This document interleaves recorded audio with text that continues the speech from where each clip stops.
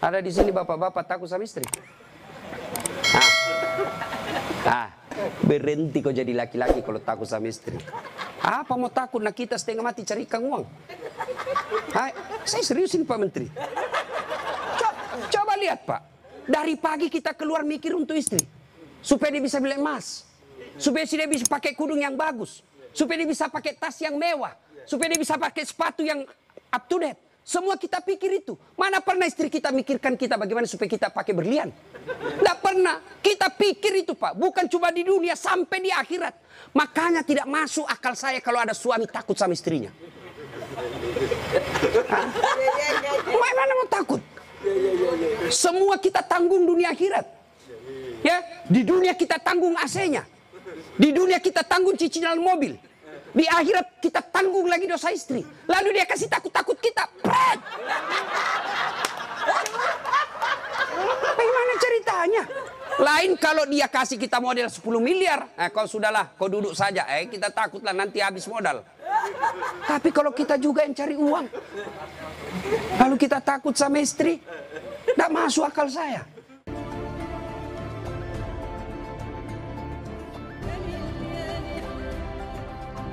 Akhirat. Coba lihat anak-anak kita sekarang Pak. Nauzubillah min zalik. Sedih kita lihat anak-anak kita Pak. Baru diberitahu satu, sudah 10 keluar dari mulutnya. Nah, sekarang pertanyaan. Kenapa anak-anak kita begitu? Kenapa kira-kira? Apakah sepenuhnya salah anak? Tidak. 90% salahnya orang tua mendidik anak kita. Salah dari mendidik. Silakan baca hasil penelitian psikologi pendidikan. Silakan baca tulisan-tulisan di koran, di majalah tentang proses pendidikan. Silakan. Tapi keliru dan sesat ketika Bapak Ibu tidak buka Quran, khususnya surah Luqman untuk mendidik anak. Kita baca riset rujukan dari Eropa, rujukan dari Amerika. Tapi kita tidak pernah buka Quran dalam mendidik anak. Hakul yakin, kalau kita jauhi Quran mendidik anak, maka anak kita bisa jadi cerdas, bisa jadi jabatan tinggi, tapi tidak tahu sopan santun kepada orang tuanya. Kan orang tua kita sekarang merasa hebat kalau anaknya pintar bahasa Inggris. Ustadz, itu anaknya hebat betul tetangga saya. Kenapa? Itu belum SD itu Ustadz sudah lancar bahasa Inggris. Apa hebatnya? Banyak yang begitu. Masa banyak Ustadz? Silakan bapak-bapak ke Inggris. Tanya Pak Menteri. Tanya Pak Menteri. Itu anak-anak di Inggris dari kecil dia bahasa Inggris Pak. Bener. Ayo. Meskipun dia lancar bahasa Korea, bahasa Inggris. Kalau berdoa dia pakai bahasa Inggris. Oh my God, please help me my mother. Pasti dia pakai bahasa Bugis juga kalau dia orang Bugis. Ya kan? Ngapain Pak? Maka didik anak kita Quran kembalinya. Satu kisah. Rasulullah ke suatu tempat. Dalam perjalanan ke tempat tersebut, Nabi melewati pemakaman. Nabi lalu bersabda, langkahkan kakimu dengan cepat ketika lewat pemakaman. Seluruh sahabat mempercepat langkahnya. Sampai Nabi di tujuan. Selesai urusan, balik lagi dengan rute yang sama. Lewat di pemakaman, seluruh sahabat melangkahkan kaki dengan cepat. Karena tadi diperintah cepat, tanpa perintah Nabi, percepat langkah. Nabi katakan, tidak usah, kau santai aja jalan. Ya Rasulullah, tadi pergi disuruh cepat, sekarang kau tidak. Kata Nabi, tadi itu, andai kau diberi telinga seperti pendengaranku. Tadi itu waktu pergi disiksa orang dalam kubur. Saya tidak mau lama-lama mendengarnya. Tidak tega saya mendengar dia disiksa, maka saya mau jauh supaya saya tidak dengar. Waktu pulang tidak lagi. Kenapa? Saya dengar berita dari Jibril. Allah perintahkan, hentikan siksaanmu wahai penyiksa di kubur. Tidak mungkin saya siksa orang tuanya di kuburnya. Sementara anaknya di dunia lagi belajar mengaji membaca basmalah. Bismillahirrahmanirrahim. Baru kalimat basmalah dia baca anaknya. Allah sudah katakan berhenti kau siksa anaknya, orang tuanya. Nabi tidak mengatakan, saya dengar anaknya kursus bahasa Inggris. Anaknya kursus aritmatika. Anaknya kursus komputer. Tidak. Tapi apa? Quran. Maka didik anak kita Quran. Ya Pak ya, itu dosa anak-anak yang masih sekolah. Kalau kita ini yang sudah punya istri, model durhakanya, nah seperti tadi, lebih takut sama istrinya daripada ibunya. Ada di sini bapak-bapak takut sama istri. Berhenti kau jadi laki-laki kalau takut sama istri. Apa mau takut? Nah kita setengah mati cari ikan uang. Saya seriusin Pak Menteri. Lihat Pak, dari pagi kita keluar mikir untuk istri. Supaya dia bisa beli emas. Supaya dia bisa pakai kudung yang bagus. Supaya dia bisa pakai tas yang mewah. Supaya dia bisa pakai sepatu yang up to date. Semua kita pikir itu. Mana pernah istri kita mikirkan kita bagaimana supaya kita pakai berlian? Tidak pernah. Kita pikir itu Pak. Bukan cuma di dunia, sampai di akhirat. Makanya tidak masuk akal saya kalau ada suami takut sama istrinya. Mana mau takut? Semua kita tanggung dunia akhirat. Ya, di dunia kita tanggung AC-nya. Di dunia kita tanggung cicilan mobil. Di akhirat kita tanggung lagi dosa istri. Lalu dia kasih takut-takut kita. Pret! Bagaimana ceritanya? Lain kalau dia kasih kita modal 10 miliar. Kau sudahlah, kau duduk saja. Kita takutlah nanti habis modal. Tapi kalau kita juga yang cari uang. Lalu kita takut sama istri. Tidak masuk akal saya. Ya nggak Ustaz. Dia pecahkan piring. Kalau dia pecahkan satu, kasih pecah satu lusin. Kenapa? Piring boleh dibeli. Harga diri sebagai suami tidak boleh diinjak-injak istri. Takbir. Yang takbir pasti takut sama istrinya. Coba. Itu kan ada laki-laki dosa sama mertua, sama ibunya gara-gara takut sama istri. Contoh ya. Nih dapat bonus di kantor. Lalu suaminya berkata, "Ma, ini kan COVID lama kita tidak kunjungi bapak di kampung. Kita kunjung tentu bawa wabah buat ibu bapak kita. Sudahlah, ini bonus kita transfer aja. Mudah-mudahan ini bisa digunakan ibu. Beli makanan kesukaan. Dia menikmati air usia senja." Apa kata istrinya? "Apa? Ibumu terus. Kawin kok sama ibumu?" Dongok. Mana orang bisa kawin sama ibu? Ada kan ibu ngomong begitu, beleng-beleng. Ini asli beleng-beleng. Mana bisa pilih kok, mamamu atau saya? Mana bisa dipilih antara ibu dengan istri? Ini pilihan yang tidak masuk di akal. Kalau istri saya bilang begitu, ceraikan saya. Sini kok, saya ajar kok bagaimana isi formulir penceraian. Benar Pak, jangan sampai bapak berdosa gara-gara takut sama istri. Hilang berkah hidup rumah tangga kalau ibu takut sama istri, berbuat baik sama orang tua gara-gara takut sama istri. Mestinya istri yang baik, dia sujud syukur ketika mertua anaknya. Kenapa? Berdoa, "Ya Allah, mudah-mudahan anakku juga seperti ini ketika saya sudah punya istri, masih mengingat saya." Tapi kalau dari kecil anak kita dipertontonkan tidak boleh berbuat baik sama mertua, maka begitu ibu nanti juga tua, dikasih masuk panti jompo sama anak mantunya. Si mau kok. Dengar ibu-ibu ya. Mestinya sujud syukur. Alhamdulillah saya punya suami perhatian betul sama mertua. Mudah-mudahan anak saya juga seperti ini. Ya Allah, terima kasih kau kirim orang tua ini. Gara-gara ini orang tua saya punya suami jadi menteri.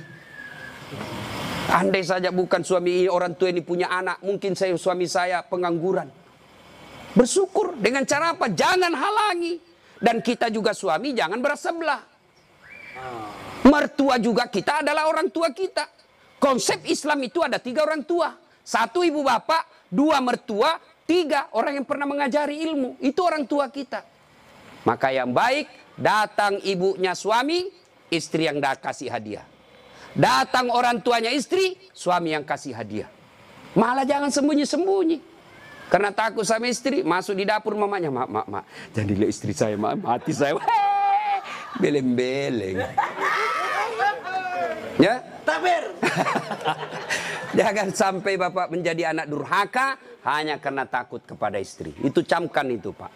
Maka saya bilang sama istri saya, boleh kau marah-marah sama saya. Ada rezeki dari saya kau habisi duit, itu rezekimu.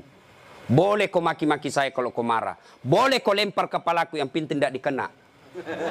Satu yang tidak boleh sedengar, jangan pernah kau sakiti perasaan ibu saya. Begitu sakit perasaan ibu saya, tidak ada mantan orang tua. Tapi istri, banyak namanya mantan istri. Nah itu harus tegas, ini prinsip buat kita anak. Nah ini golongan pertama yang menderita ketika sakaratil maut, anak yang durhaka kepada orang tuanya. Bagaimana dengan almarhum anak Pak Tony? Atau kita yang sudah meninggal orang tuanya? Ustadz, saya dulu anak durhaka Ustadz. Berapa sering saya kasih keluar air mata ibu saya Ustadz. Tapi saya sudah sadar, saya sudah hijrah sekarang. Tapi orang tua sudah ada kubur. Gimana cara berbuat baiknya? 1, doakan. Mendoakan orang tua tidak harus pakai bahasa Arab. Mendoakan orang tua bagi yang menikah ada 4 minimal kita minta. Ya Allah, ampuni dosanya. 2, terima amalnya. Ada amal tidak diterima? Ada. Amal-amal pilkada. Sumbang jilbab 10.000 supaya dicoblos. Nah, nanti ya Allah mana jilbabku 10.000 kata malaikat, bos pilkada jilbabmu. Ya, tidak sampai. Pun kalau ada amal orang tua kita seperti itu, dia pernah caleg, maka kita berdoa, ya Allah terima amalnya orang tuaku. Yang ketiga, lipat gandakan amalnya tersebut. Dan yang keempat, lapangkan alam kuburnya, jadikan kuburnya menjadi taman-taman sorga. Lalu tutup dengan doa yang ada Al-Quran, Allahumma gfirli wali walidayya warhamhuma kama rabbayani shaghira. Doakan. Yang kedua, cara berbuat baik kepada orang tua sebelum meninggal adalah bersedekah atas nama orang tua. Saudara-saudara sekalian, saya sebagai anak pertama, ini memang ada hak waris kita. Rumah ini kita 4 bersaudara, kita punya hak waris. Tapi inilah peninggalan Bapak yang beliau sejak jadi pegawai sampai pensiun mencicil rumah ini. Tidak elok rasanya begitu meninggal, beliau tidak menikmati rumah ini. Lebih baik rumah ini kita jual, kita belikan beliau jadikan masjid. Nah, setengah dari ini warisan barulah kita bagi. Bagaimana adik-adik? Setuju? Setuju Kak. Nah, biasa kalau ada begini istri yang menghasut. Apa kek, kau kan anak pertama, masa kau mau diatur sama adikmu, dongo ini. Nah, itu biasa itu begitu. Jadi penghasut. Nah, bersedekah atas nama orang tua. Ada lagi yang berkata tidak sampai kalau sudah meninggal Ustadz. Mau bukti bawa sedekah kepada orang meninggal sampai? Mau bukti? Mau Pak? Mau, saya kasih bukti. Gimana caranya? Bapak meninggal dulu, saya kirimkan sedekah. Sebab yang begini alam gaib Pak, tidak bisa diakali. Kalau Bapak tidak percaya sudah mati duluan deh, saya kirim Fatihah dengan binatang kurban. Yang ketiga, cara berbuat baik kepada orang tua sudah meninggal adalah mengunjungi karib kerabatnya. Besok lusa anaknya almarhum ya masih hidup, teman-temannya Bapak ketika sudah usur, anaknya sudah menjadi pembesar, maka kunjungi karibnya. Itulah cara berbuat baik kepada orang tua yang sudah meninggal. Dan yang paling konkret, kalau mau berbuat baik kepada orang tua sudah meninggal adalah jadilah anak yang soleh atau soleha. Nah ibu bapak saudara-saudara sekalian. Nah ini yang perlu diluruskan. Orang datang melayat, 1, banyak nginjak-nginjak sunnah Nabi. 2, tidak ada manfaat buat orang meninggal. 3, datang bawa dosa. Coba lihat prakteknya saya lihat ini. Kenapa saya bilang datang bawa dosa? Datanglah ibu-ibu gaul. Kudung hitam, baju hitam, rok hitam, kacamata hitam, payung hitam. Saya tanya, kenapa hitam-hitam? Dia bilang, Ustaz, selebriti. Tidak, sunnah itu putih-putih. Dosa enggak hitam-hitam? Tidak, tapi dicintai Allah dan Rasulnya kalau bapak ibu pakai putih-putih. 2, datang tambah-tambah dosa. Itu tadi sunnah Nabi. Yang kedua, datang tambah-tambah dosa. Kenapa tambah-tambah dosa? Datang cerita jelek aja orang Pak. Lewat 1, terutama ibu-ibu tuh. Mulai pintu dia lihat Pak. Mulai dilihat dari ujung rambut sampai ujung kaki. Lewat si Kobi itu kata orang Bugis. Si Kobi nih. Apa? Dia tidak cerita tapi mulutnya matanya sinis. Kenapa? Lipstiknya palsu. Kenapa kau tahu? Melengket di giginya. Sudah 1 dia gosip. Lewat lagi 1. Tidak serasi kudunya sama roknya. Dia bilang iyo kayak umbul-umbul. Bahkan Ustadz pun digosipnya. Lewat Ustadz Dasar. Itu juga bajunya yang di YouTube. Tadi saya lewat, ada saya dengar. Itu juga bajunya yang di YouTube itu Pak Ustadz. Kenapa? Saya pakai baju kau yang sibuk. Nah, itu gosip. Maka ibu majelis taklim saya di Makassar, saya anjurkan. Ibu datang melayat, 1, ada wudhu. 2, bawa Quran minimal surah Yasin. 3, begitu datang, ibu baca Yasin bareng-bareng. Tidak bisa baca Yasin bareng-bareng, itu majelis taklim yang baik. Ketua majelis taklimnya, saudara-saudara sekalian, mari kita baca Yasin bareng-bareng, saya pimpin. Itu majelis taklim yang manfaat. Bukan ngurus baju seragam. Apalagi memanfaatkan pilkada. Pak, anggota majelis taklim saya 300 Pak. Tapi amban Pak, tapi minta tolong seragam Pak ya. Ada juga majelis taklim memanfaatkan begitu proposal banyak ketika pilkada. Nah, maka majelis taklim yang bagus, ada orang wafat, pimpin tahlilan. Sudah itu tidak bisa baca Yasin Ustadz. Sudah baca Al-Fatihah. Buru-buru Ustadz. Sudah baca Kul huwallah 3 kali. Masih juga buru-buru Ustaz. Sudah tidak tahu baca itu semua Ustaz. Sudah, baca saja. La ilaha illallah, la ilaha illallah, la ilaha. Itu aja kita ulang-ulang selama kita melayat. Itu pun tidak bisa Ustaz. Ya sudah, kau diam saja. Tidak bisa juga diam Ustaz. Ya cepat kau pulang. Daripada tinggal bawa dosa saja. Nah, sudah. Yang ketiga, kenapa tidak ada manfaat buat orang meninggal? Tidak ada yang sholat jenazah. Bagaimana orang lain mau sholat jenazah, keluarganya aja tidak ada sholat jenazah. Mantunya sibuk ngurus ambulans, iparnya sibuk ngurus tenda, anaknya sibuk ngurus konsumsi. Tidak ada ikut sholat jenazah. Orang lain yang sholat jenazah. Orang lain belum tentu ikhlas. Banyak yang sholat Ustaz. Kenapa banyak? Karena bapaknya menteri. Jadi tidak ikhlas orang. Tapi coba kalau keluarganya, pasti ikhlas. Saya hampir jarang sekali melihat ibu-ibu sholat jenazah. Jarang. Maka jangan heran ketika ibu meninggal sedikit juga yang sholat jenazah. Kenapa? Karena waktu hidup jarang dia sholat jenazah. Maka wafatnya pun sedikit yang sholat jenazah. Ustaz tidak muat rumahnya Ustaz. Di teras. Ustaz tidak ada air. Tayamum. Ustaz tidak ada air. Boleh tidak wudhu. Imam Syafi'i mensyaratkan wudhu. Imam Ahmad boleh tidak wudhu. Karena itu bukan sholat. Dia hanya doa. Saya tidak tahu bacanya Ustaz. Ikut saja sama imam. Yang penting takbir 4 kali, jangan ruku. Kalau bapak ruku, siap-siap malu sendiri. Nah, ini cerita, wallahu alam benar atau tidak. Cerita ini takbir imam. Allahu Akbar, takbir juga dia. Allahu Akbar.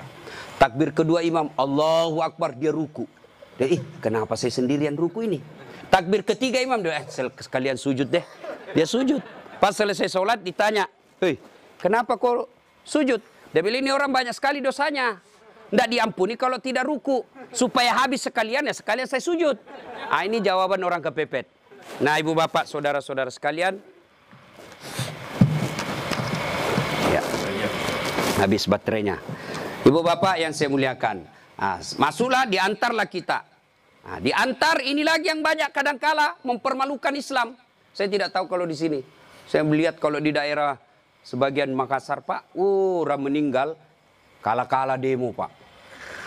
Naik di mobil dia putar bajunya, orang mati, wah minggir. Sampai mobilnya orang dilempar, jangan begitu.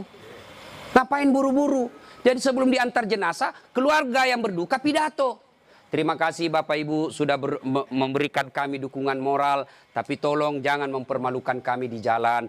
Jangan lagi menambah duka kami dengan mengganggu pengguna jalan yang lain. Saya kalau pergi mengajar tiba-tiba jenazah di mobil jenazah. Bagus cara pengantarannya. Saya minggir Pak, saya kirimkan Fatihah.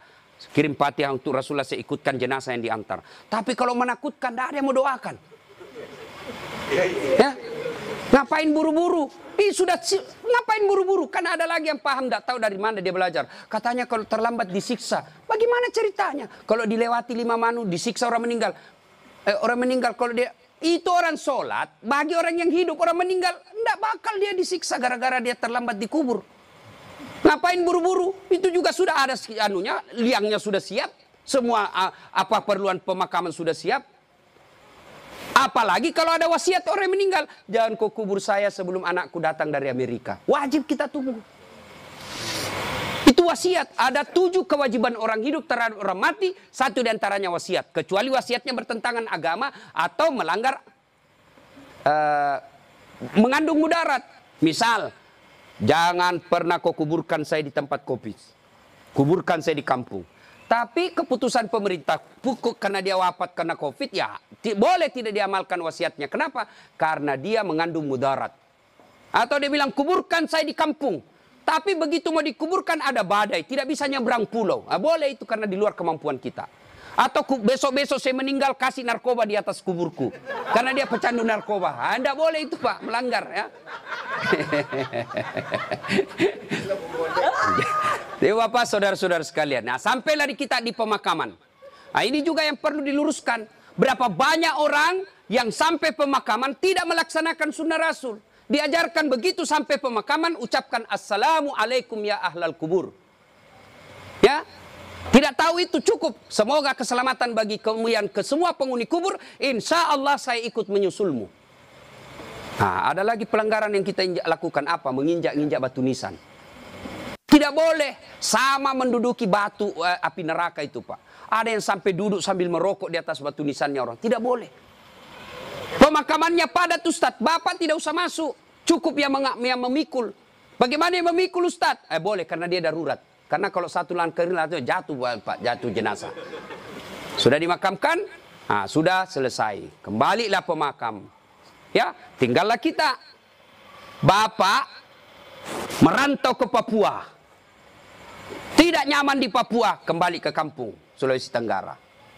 Merantau lagi ke Surabaya, di Surabaya tidak nyaman, kembali lagi ke kampung. Merantau lagi ke Makassar, Makassar tidak nyaman, kembali lagi ke kampung. Masih ada pilihan. Bapak pegawai negeri ditugaskan ke Papua, tidak nyaman, tidak ada sinyal, Bapak boleh pensiun dini. Tidak disenang saya sama menteri saya, boleh Bapak pensiun dini, tidak ada masalah. Tapi begitu Bapak masuk kubur, senang tidak senang, tinggal kau di situ, tidak boleh kau keluar lagi. Siapa orang yang tersiksa dalam kubur?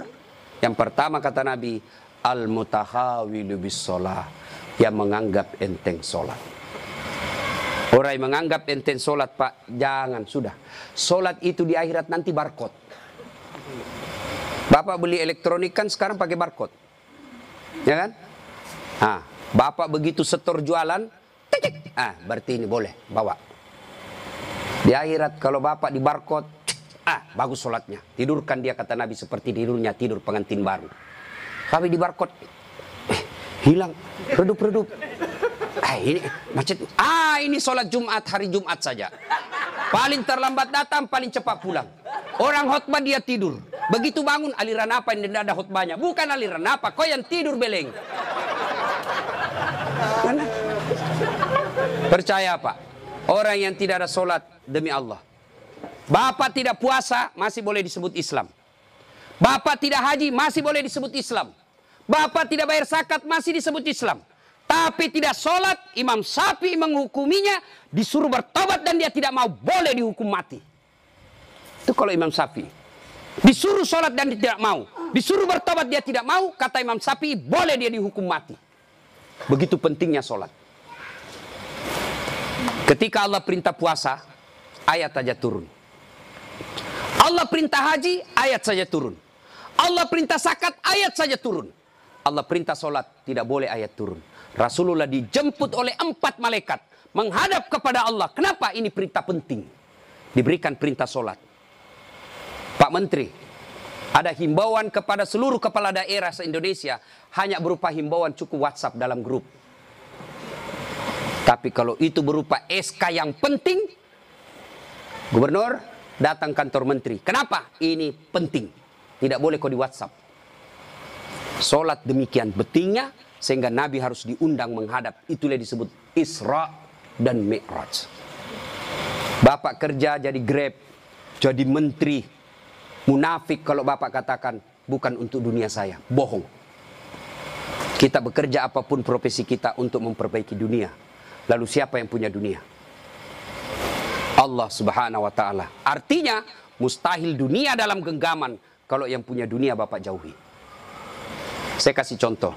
Saya akrab dengan Pak Menteri. Saya datang ke Jakarta. Pak Menteri, saya mau jalan-jalan Jakarta ini, tapi tidak ada mobilku Pak Menteri. Kata Pak Menteri, aman terkendali Ustadz. Pak Menteri telepon ajudan. Ajudan, siap Pak Menteri. Itu ada Ustadz Dasat, kau jemput dia. Nanti dikena lagi kita di ceramah.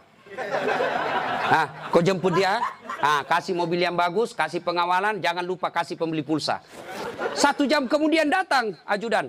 Tabe, Pak Ustadz, kiriman Pak Menteri. Aman, selesai masalah saya di Jakarta. Kenapa? Saya akrab sama Pak Menteri.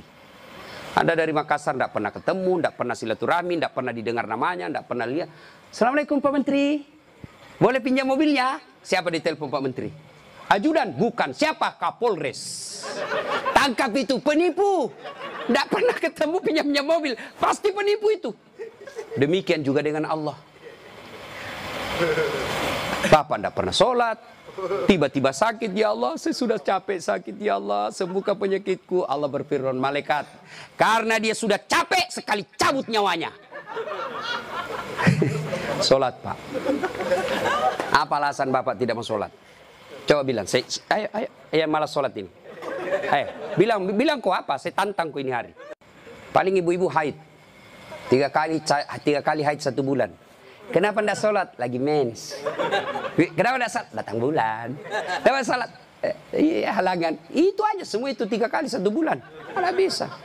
Bilang suaminya, kenapa belum sholat ibu? Biasanya cuma 5 hari, ini kok sudah 7 hari belum sholat.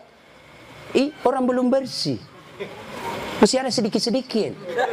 Dia bilang suaminya, kok bohong ya? Apa bohong? Saya kasih lihat kau. Beleng-beleng. Apa kasih lihat dong kok? Apalagi ibu-ibu banyak ndak sholat.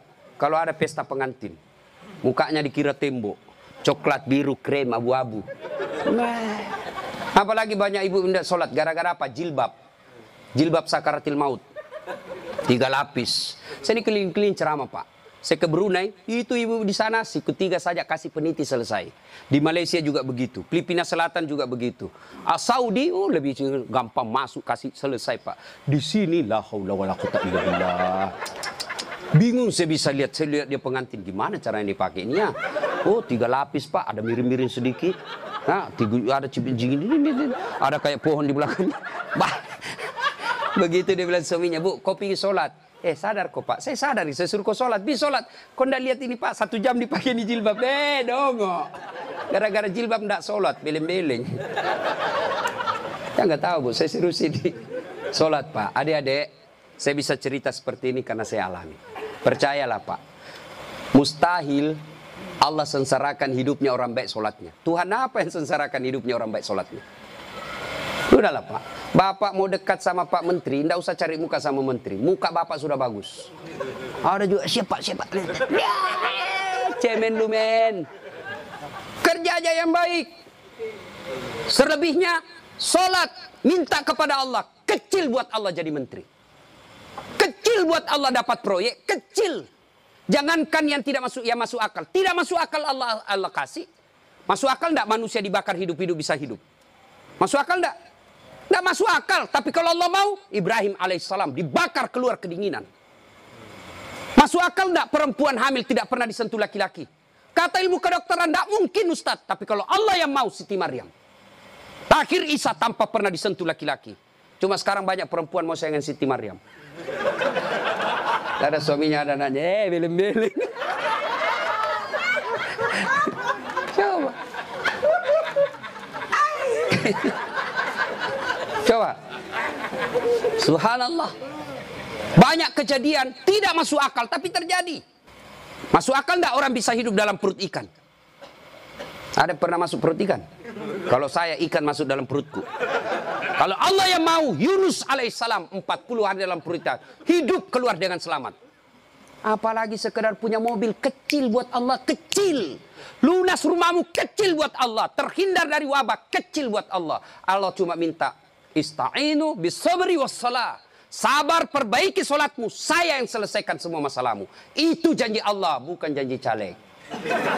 Kalau caleg Pak dikasih semua kita namanya Pak, pilih saya, gampang, sama-sama kita orang Bugis. Ini masalah, ada masalahmu telepon saya 24 jam. Begitu ada masalahnya dia ganti nomor HP-nya Pak.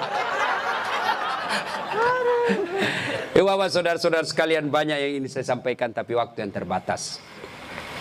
Pada akhirnya saya tidak pernah berpikir berdiri di tempat ini. Mestinya jadwal saya ada di Makassar takziah malam ini.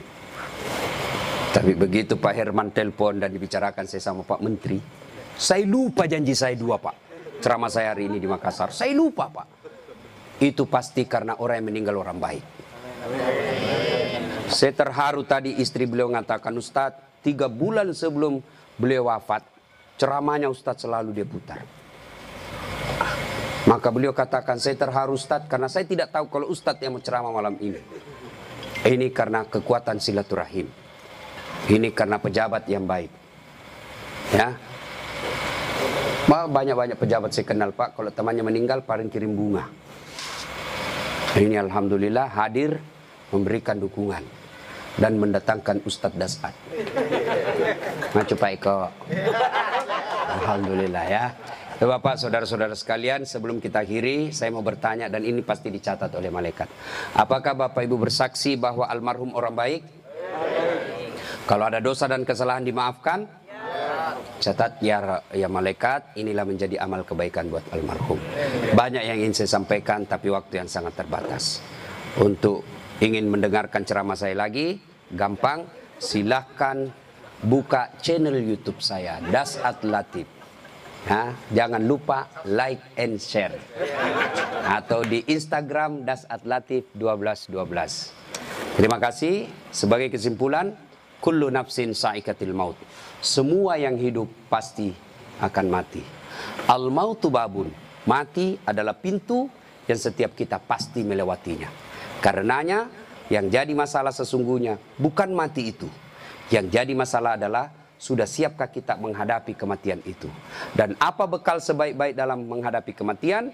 Satu diantaranya takwa. Dan takwa itu operasionalnya, wujud nyatanya. Birrul walidain, berbuat baik kepada kedua orang tua. Dan peliharalah sholat dengan sebaik-baiknya.